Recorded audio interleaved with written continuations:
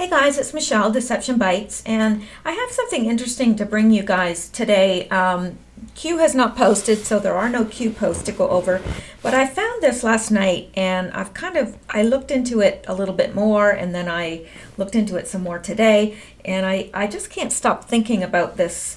It really bothers me, and I wanted to bring it to you guys because I think you might be interested in this too.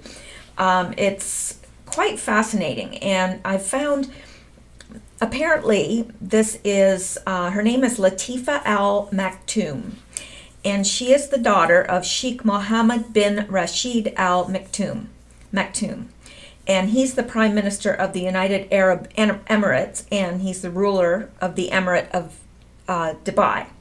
And of course, we know that Dubai has become like a real tourist destination, but it is still under Sharia law. And it is strict, but it's become a tourist destination because it's just one of the most luxurious places on earth. Well, this is his daughter, and she made this video, posting it, saying, "This may be my last video." And what she has to say is absolutely jaw-dropping, for real. I felt so bad after seeing this, and I know that there are some people out there that are saying it's not real, whatever. It is real. It is real. She is his daughter, and it is real. I have looked into that, and there's absolutely no way. You can tell by the video. I mean, anyone over the age of like maybe 10 can tell. I don't know why these people are saying that, but I'm going to show you, first I'm not going to show you the whole video, but I will link to it so that you can view the whole video, just because it's 40 minutes long. Of course, I have listened to the whole video a couple times through, actually, and what she has to say is alarming. Now, let's go out to that first. Okay. Now, this is her, and I just want to go over a few highlights, just because I'm not going to play the whole thing. She was born into this family. Her father has had at least 6 wives, and apparently, according to her, he has murdered one, and murdered several other people. She and her sisters have been kept in, absolutely kept controlled, but by every stretch of the imagination. They're not allowed to drive. They're not allowed to do anything, really. And she was put in prison and imprisoned and beaten. She spent a year and a month where she was starved to the point where she walked out like a skeleton. And she was beaten every day. She was kept in the dark totally, so that she didn't know whether it was day or night. And she would be pulled out, at any random time and beaten. And, the food that she ate, just everything, it was, I can't remember what she said it was, but it was very, very bland and very, nothing appealing at all. And it was just, she was kept in terror, really. She was terrorized. And when she got out, of course, she had post-traumatic stress syndrome. She went to stay with her mother, and she expected that her mother would give her some sympathy, which she didn't, and actually ended up sending her again to a psychiatric hospital, where she was held down, injected with drugs, and taken from there back to prison, where she spent over 2 years again. So she spent over 3 years being imprisoned and tortured, basically, at the command of her father. And they told her, this is your father's wishes. So here she's making a video, and it's right before she's going to escape. Problem is, nobody's heard from her. And this video was sent to her lawyer, or a lawyer, and was with the instructions that if anything happens to her, to release the video. Well, the video has been released, and apparently this person that they sent it to is part of a non-governmental organization that helps people. I'm not exactly sure of the whole story there, But let me play a little bit of this so you'll get the gist, okay? It's 40 minutes long though, well, 39, 36. And I'm not going to play it all because that would be ridiculous for you to watch it here when you could just go out and watch it yourself. So I'll just play enough of it that you know what I'm talking about. Okay? My name is Latifa Maktoum. I was born on December 5, 1985. My mom is Huriya Ahmed Lamara. She's from Algeria. My father is the Prime Minister of UAE and the ruler of Dubai, Mohammed bin Rashid Said Al Maktoum. He has 3 daughters called Latifa. I'm the middle one. There's one older than me and one younger than me. And he has 2 daughters called Maryam also. I have 30 brothers and sisters total. 30 brothers and sisters. I have to say that in case this video is discredited in any way that, no, there is a Latifa there and a Latifa there. Yeah, there's 3 Latifas. I'm one of them. I'm the middle Latifa. My full sisters are Mirtha and Shamsa. They're both older than me, and Majid, he's younger than me. And I'm making this video because it could be the last video I make. Yeah. Pretty soon I'm going to be leaving somehow, and I'm not so sure of the outcome, but I'm 99% positive it will work. And if it doesn't, then this video can help me, because all my father cares about is his reputation. He will kill people to protect his own reputation. He only cares about himself and his ego. So this video could save my life. And if you are watching this video, it's not such a good thing. Either I'm dead or I'm in a very, very, very bad situation. So where do I begin? In 2000, my sister Shamsa, while she was on holiday in England, she was 18 years old, going on 19, she ran away. And in the 2 months that she was free, we were in contact, and I was still in Dubai with my mom and my other sister, whereas she had traveled with her stepmom and all of them. So while she escaped because she didn't have much freedom in Dubai. She didn't have freedom to do the things that, anybody. I'm just going to stop it there for a minute. Now, this is a big family. There's 30 kids. He's got 30 kids, but they're from different wives. So when she was describing her family initially, that was the family with that wife. But she's got lots of half brothers and half sisters, of course. So her younger, I can't remember if it's her younger, I think it was one of her older siblings went to Britain or the United Kingdom on vacation, because at that time he allowed them to travel. I mean, this guy is a billionaire, multi-billionaire. So he allowed them to travel, but of course, after this happened, they were not allowed to travel. So she is over there and she decides that she's going to escape because life is so restricted. I mean, their lives are miserable, absolutely miserable. So even though they have all this money, they're completely restricted. There's no enjoyment of that. What's the sense in having money and you live in a luxurious place, but you're never allowed to leave. You're never allowed any freedom. You're never allowed anything. You're not allowed to have any dreams or hopes or wishes or whatever. Your life is completely restricted. So she tried to escape while she was there. And that's where the problem started for her, Latifa. In a civilized world would take for granted, like driving a car or traveling or, just making choices for your own future. Freedom of choice is not something that, we have. So when you have it, you take it for granted. And if you don't have it, it's very, very special. So yeah, she ran away, and the whole time she was communicating with me. And I was 14 years old at that time. And Shamsa was, I saw her almost as a mother figure, Yeah, she was my big sister. She was like a mother also to me because she really cared about me. I would speak to her every single day. So yeah, when she left, it was a little bit hard. But I was happy for her, but at the same time, I was worried about her. And what she did was, she also contacted one of her friends in Dubai, whose name is Leila Harib. Um, and she kept calling Leila. And what my father has done is he went to Leila's house and he tried to bribe her with a Rolex. And he said, we need to tap your phone to track Shamsa to see where she is. So that's what they did. And Leila told Shamsa, she told her, my phone is bugged. They're trying to find you, be careful.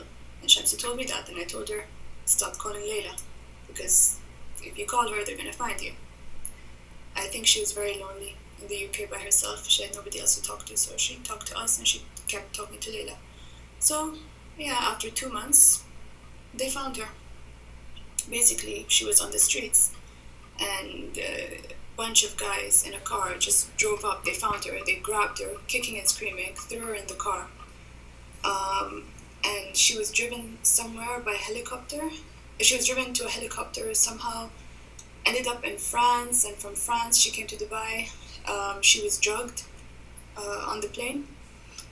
It was a private jet, so nobody was checking anything. She was drugged, brought back to Dubai, and basically put in this building. The building is called khayma, which means tent in Arabic, but it's not a tent, it's just called a tent. And it's in Zabil Palace, on the property of my stepmom, Hind. And she was kept there and locked there. And during that time, we could send her some things, like clothes or whatever. So we snuck in a telephone for her. We, meaning me and my adopted sister Muna Lamara. We were in contact with her, and we snuck in a telephone so we could talk to her. So while she was inside, she contacted some journalists in the UK, and they released the story to The Guardian. I think it was around May 2001 when the story came out. I'm not really sure. The story is, Google Shams al-Maktoum, and it's the first things that come up. Her escape. And I did check that out because I wanted to check out this woman's story, and it does check out. There was something in The Guardian about this, and basically she ran away, but because she was lonely and kept contacting one of her friends back home whose phone was bugged, they found her, they kidnapped her, they drugged her, they brought her back, and they imprisoned her in this building called the Tent, which apparently is not a tent. And then Latifa here smuggled some things into her. Latifa, along with her adopted sister, smuggled a phone into her where she was able to contact some journalists in England. And that is how it got out the first time. All of that. So when the story came out, I think they realized that somehow she was in a communication or somebody was helping her, whatever. So the police went and they took Muna from her university, and they questioned and tortured her. And my sister Meta came to my room in the evening the same day, and she said Muna was taken by the police and they're questioning her and beating her up, basically. What do you know about Shamsa? And Meta was kind of acting like the interrogator, like, I'm going to interrogate you to get information from you. I said, I don't know anything. And anyway, I went and I told my other adopted sister, Fatma Lamara, who, by the way, was kept in a cabin in our house. She was kept, it's another story. She's kept in a cabin on our property, but locked up, separated from the rest of the family because she's naughty. Her naughty behavior. She's rebellious. So she's basically kept in a cage in our house. And anyway, I wrote a note for her, and I told our housemaid to give it to her, to slide it under her door. And she did. And I told her, Muna's been taken and she's been questioned by the police and everything. And then Fatma just went crazy. She just broke down the window. She and the door. She threw this the metal thing outside the window. She broke it. She got out. She took a knife. She was threatening Ali, who was like he's a chef, but he's also like the brother-in-law of my father's right-hand man. So he's kind of like in charge of the staff or whatever. So she took a knife and she was threatening him like, I want to see Muna, I want to see Muna. So they took Fatma. They put her in prison and they tortured her also. And then they realized that she knew nothing. We didn't tell her because we couldn't tell her that we were in contact with Shamsa. Anyway, what happened after that? Yeah, so that day I kind of lost everyone. All my friends, all my sisters, everything. I lost everyone that day. It was a very hard day for me. And of course, I lost my communication with Shamsa. So, approximately a year later, as a 16-year-old, I decided that I'm going to escape. Back then, I didn't have the internet. It was 2002.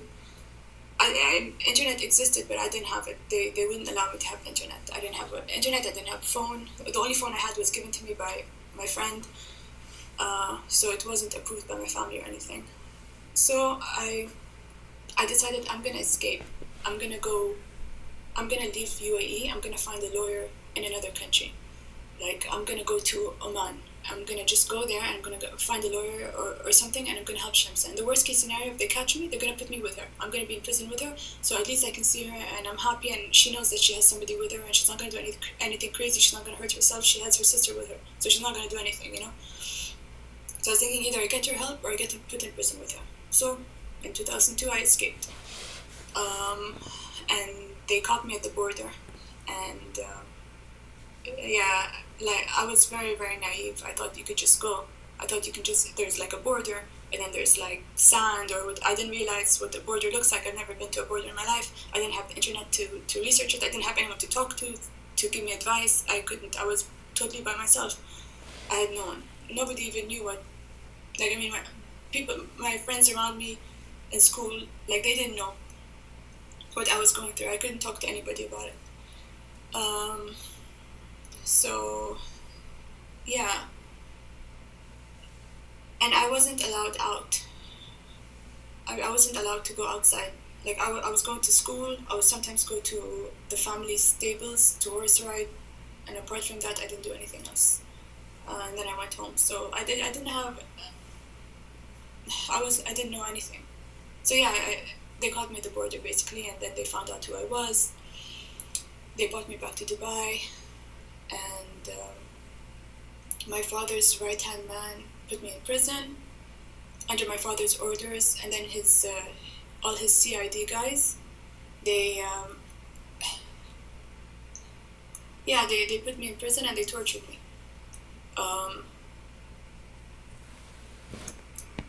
Basically, one guy was holding me while the other guy was beating me, and they did that repeatedly.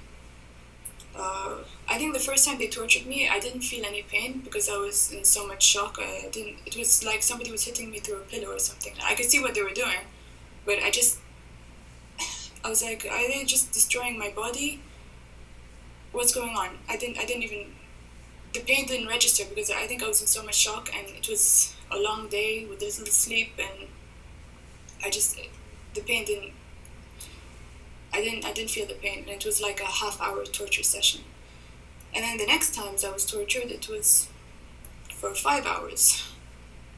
And yeah, I was just pulled from the bed, driven to another location, in the palace, in the same building, the khema, the tent, which is not a tent.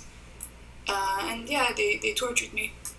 I knew how long it was because I had a watch.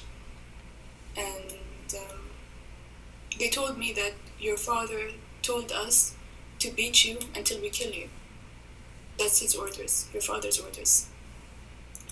Your father, the ruler of Dubai, that's what he said. So all of this public image that he's trying to... So I'm not going to play any more of this right now because I've already played like almost 12 minutes of it. But it goes on with her describing her time in prison, what they did. It describes, she talks about the people that her father has murdered. and the fact that he killed his own brother. He killed one of his wives. She goes through different things. That was her first time in prison. She talks a little bit more of that. She goes into the second time that she was in prison. And it sounds like this wasn't, an unheard of event, because her other sisters ended up in prison at one time or another themselves. So here she is on the night or day before she is about to escape again. This time she has help. Now, the first time I found it interesting when she's talking about the border, because she's just a young girl. She doesn't have the internet. She's not allowed to talk to anybody. She has nothing but the things she's learning in school. So she thinks the border is just, like a little bit of sand or something. And that's interesting, because, you could see yourself. I remember crossing the border for the first time as a really young girl, and it just was a big deal. And my mother said, we're crossing the border. And I said, what do you mean? And she said, now you behave when we cross the border, because they interrogate you, and you're in your car, but they're asking you the questions that they do. And she says, you behave. And I said, well, what's the border? And she said, well, it's the border between the United States and Canada. And I said, now I was really, really, really young. I said, well, what's the United States? And she said, well, it's the United States. It's another country. And I said, well, what's a country? Well, Canada is a country. And I remember saying to her, oh, Canada? There's other countries? Like, I thought Canada was the world, because that's all I'd known. And I was just absolutely blown away to find out that there was another country right next door to us. Not just any country, the great United States. So anyway, I can see this girl, she didn't know what a border looked like. She'd never traveled. She'd never been allowed to travel. So it's just, to me, it has all the earmarks of someone telling a true story in my mind. But I did check it out, and so I want to take you out to what I found.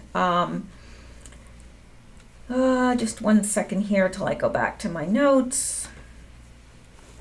So, and I found this out too, and I thought this was interesting. In September 2006, Sheikh Mohammed was accused of encouraging the abduction and enslavement of thousands of boys for use as jockeys in camel races. Boy, that's not something you see every day, is it?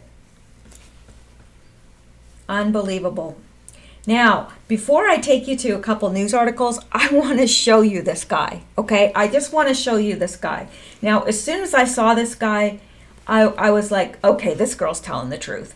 Now, I know people say, oh, you can't tell much just from looking at someone. Oh, yeah, you can. You can tell a whole bunch from looking at someone's face. You can tell what their health is. You can tell all sorts of things. And have you ever gone out and looked at, it's called The Faces of Meth.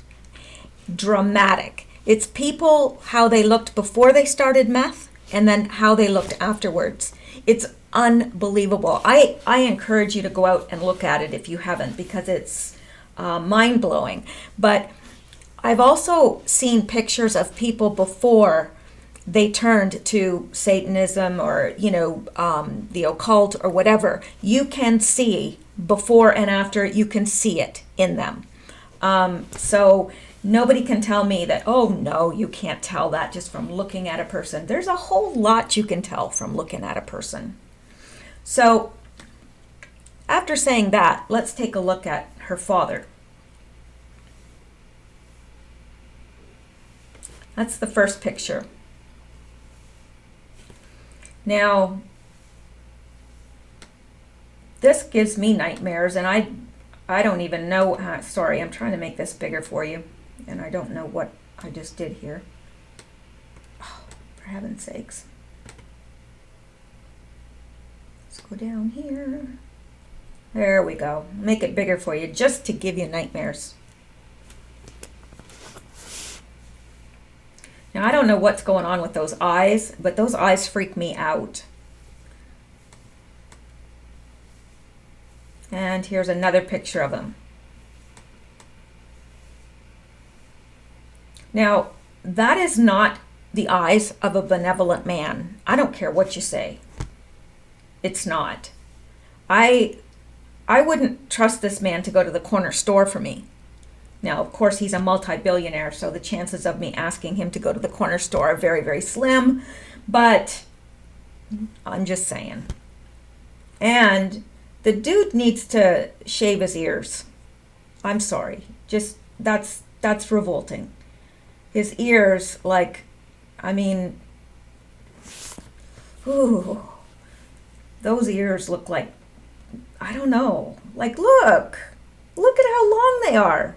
The dude needs to shave his ears. It's a good thing he has money, or he wouldn't have 6 wives. I'm just saying.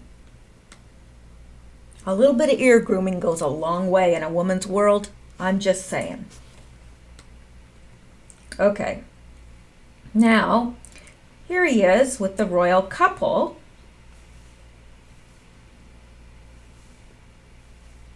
And, you know, she's too in love to care. He's, you know, smiling because it's, he's really big into horse racing, apparently. And racing camels, too, apparently. I mean, he needed all those jockeys. I don't know what he was going to do with them. Well, yeah, we won't go there. Now, I did have some more, but maybe, oh, here he is with George Bush. Hang on here. He's been with all that. I found one with him with the Queen. Oh, he's been on. There's George Bush smiling. Oh, what a guy. You know, that's what George Bush is saying. He's a billionaire. Maybe he can donate some money.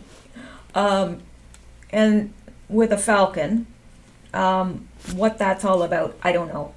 But George Bush just has that look like he's fawning over him. To me, that's what it looks like. And there's all sorts of pictures of, excuse me, George Bush with him. Yep. Well, I don't know if that's him or not because I can't tell. And this is 2 other dudes. That's not him. There's Condoleezza Rice, so must have been on a trip there. Anyway, let's get out of there. And let's go back to here and go up to our news articles. Okay. Is this, yeah.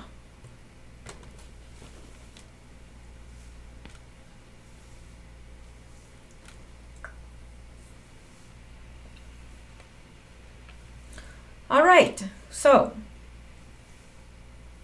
March 14th, 2018, this is a press release.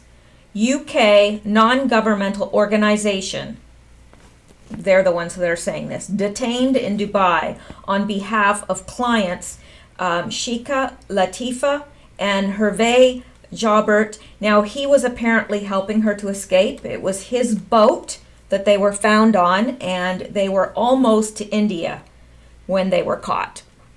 Okay? So, detained in Dubai on behalf of clients Sheikh, Latifa, and Hervé Jobert announces United Nations complaint requesting urgent and immediate intervention. They're missing. He is presumed dead. Now, following the disappearance of Sheikh Latifa Mohammed bin Rashid Al Maktoum and Jean-Pierre Hervé Jobert, in what can only be described as the most concerning of circumstances, detained in Dubai. Okay, that's the name of the organization, detained in Dubai.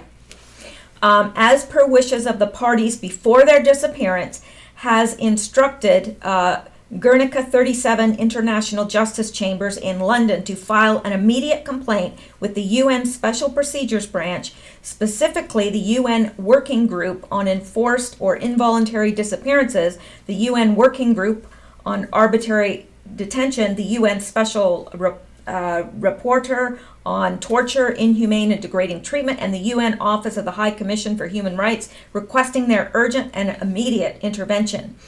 Now, she was working with this non-government organization detained in Dubai, and apparently they work with women that are there against their wishes, and which is probably a good deal of them. And so even if they were born there, they still could be there against their wishes, because they're not allowed any right to choose. Sharia law is enforced there. And so this guy, he's the guy with the boat, and I don't know where he comes into the picture. I don't know what he's part of, or if he's part of, and this may actually answer that, but I don't think it does. Sheikh Latifa made an SOS call to Radha Sterling, CEO of Detained in Dubai, reporting shots while on board a U.S. registered yacht off the coast of India. So she was on this guy's yacht, who was helping her to escape, and it was a U.S. Registered yacht, and she contacts Radha Sterling, who's the CEO of Detained in Dubai, and she's reporting gunshots. It is believed she and her companions were kidnapped in what amounts to a serious breach of international laws. Now, they're not saying that she was kidnapped. Well, she was. They're saying she's kidnapped off the boat because she wanted to go to India, and she was kidnapped against her will. And they're not saying that she was in Dubai originally against her will. So a video made by Sheikh Latifa outlines additional potential crimes allegedly perpetrated by those whom she was fleeing. On Sunday, the 4th of March, 2018, I received a harrowing call from Sheikh Latifa reporting men outside and gunshots. She was in a panicked state and pleading for help. Radha, please help me. Please help me. There are men outside. I heard gunshots. Sheikh Latifa disclosed to me her claims in respect of human rights violations, including unlawful imprisonment, torture, and abuse. Contact was terminated suddenly and permanently with Hervé and Latifa. Despite inquiries, the whereabouts and status of the parties remain undisclosed. It is rumored that she, at least, has been abducted and returned to the United Arab Emirates against her will. Before the incident, I was in contact with both parties, who instructed me to assist them, especially in the event of the disappearance, and that is what I am doing. We owe a duty of care to both parties to act, particularly when they are no longer able to act for themselves. Sheikh Latifa disclosed to me her claims in respect of human rights violations, including unlawful imprisonment, torture, and abuse perpetrated against her and her elder sister, as well as serious crimes against others whom she identified, carried out under the authority of her father. We have instructed Tony Cadman of Guernica Chambers, who specializes in the field of war crimes, human rights, terrorism, and extradition, to submit an application to the United Nations on behalf of Sheikh Latifa and Hervé Jobert. Our ambition is to see the safe release of both Hervé and Latifa, and we welcome offers of assistance in this effort. Now, I can bet you that Hervé was murdered immediately on the boat, and she was probably taken against her will back to Dubai and is probably in prison there, if she is even alive, which is doubtful, but it could be. David Hay, a British lawyer and one of Sterling's partners, currently pursuing his own complaint against the United Arab Emirates before the UN, said, "We approached Toby Cadman, an English barrister, for his advice on the appropriate steps to take. To firstly verify her identity and then to assist her. Early on, we were able to confirm her identity, given that, coincidentally, she was a friend of my former assistant when I was in Dubai. Since her disappearance following a distress call, we have had considerable third parties coming forward to confirm and evidence her identity." So she is real. And the people that were out there saying, "Oh no, she's not a real person." And, she even expressed concern that they would try to discredit her by saying, they'll probably say, oh, Latifa's not missing, Latifa's over here, but she says there's 3 of us that are named Latifa, and I'm the middle one. So she is a verified person, she is in danger, and I think it's a story that we need to keep an eye on, just because I think it's very interesting. And again, I know not everyone that listens to this is a believer, but if you are and want to offer a prayer for her safe return, I think that it would be a good thing to do. It's definitely what I have been doing. So that's all I have for you on this, but it was a very interesting story that I couldn't get out of my head. So I figured if I was interested in it, that perhaps you guys would be interested in it as well, if you hadn't heard it already. So thanks so much, and I will leave it there for now. And if I find anything else interesting, I'll bring you that as well. Thanks so much. Make sure you subscribe if you want to be subscribed. They do keep unsubscribing or desubscribing, or however you say it, people from my channel. So make sure if you want to be subscribed that you stay subscribed. And thanks so much, guys. Talk to you later. Bye.